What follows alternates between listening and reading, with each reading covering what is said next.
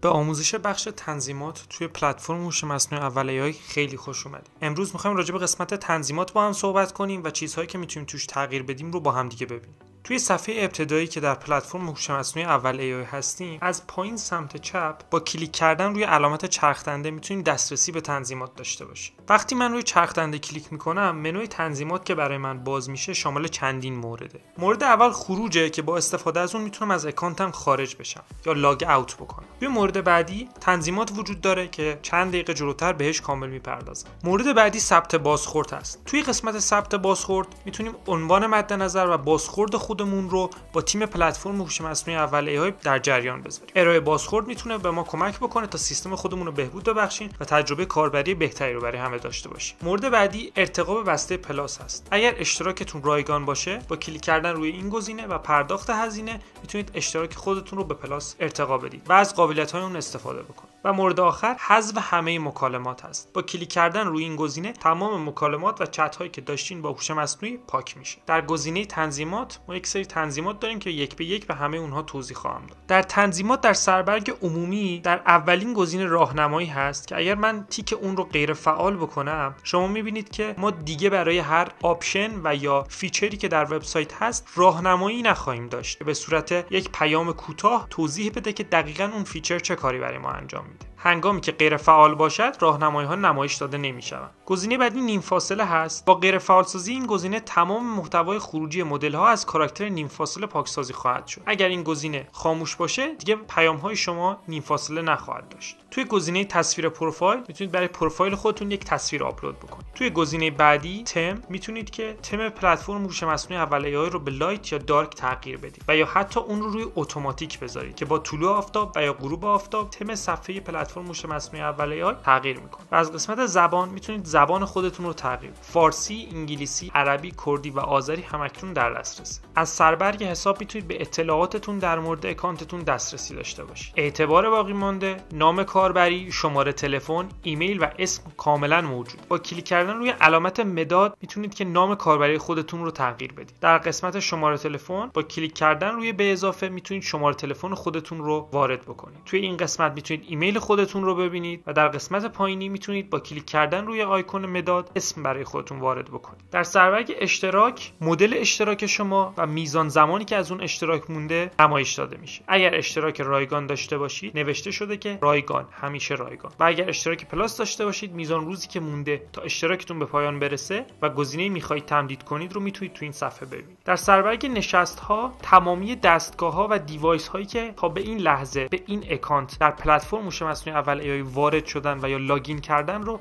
میتونید ببینید. همچنین خود دستگاه، آخرین فعالیت، تاریخ و ساعتش رو میتونید ببینید. و اگر هر کدوم از دستگاه ها شک داشتید که این دستگاهی نیست که شما باهاش به اکانتتون وارد شدید، میتونید با کلیک کردن روی آیکون سطل زباله اون رو حذف بکنید. و با کلیک کردن روی دکمه حذف همه بجز این دستگاه تمامی نشست‌های فعال و یا غیر فعال بجز همین نشست فعال کاملا حذف میشن. در سربرگ داده ها هم تنظیماتی داریم مثل حالت ناشناس، کمک به بهبود مدل، دانلود اطلاعات، حذف حساب کاربری و حذف تمام اطلاعات موجوده. حالت ناشناس هنگامی که فعال است گفتگوها در حافظه مرورگر ذخیره نمیشوند و با تازه سازی یا بستن مرورگر مکالمات نیز پاک میشوند. در این حالت حافظه نیز غیر فعال است. اگر شما این تیکر رو فعال بکنید دیگر چیزی ذخیره نمیشه. انگار یک حالت ناشناس وارد میشه و با رفرش کردن صفحه همه چیز پاک میشه. کمک به بهبود مدل هنگامی که این گزینه فعال است شما موفقیت میکنید که مکالمات شما به صورت ناشناس و با رعایت سیاست‌های حفظ حریم خصوصی اول AI برای بهبود مدل‌های زبانی استفاده شود که شما با خاموش کردنش میتونید که این کار رو متوقف کنید. در قسمت دانلود اطلاعات میتونید از همه اطلاعاتتون یک خروجی بگیرید. در گزینه بعدی حذف حساب کاربری میتونید که حساب کاربریتون رو کاملا دیلیت بکنید. و در گزینه آخر با حذف تمام اطلاعات میتونید که همه اطلاعاتتون رو پاک بکنید. امیدوارم که از آموزش قسمت تنظیمات لذت برده باشید. منتظر آموزش‌های بعدی باشید.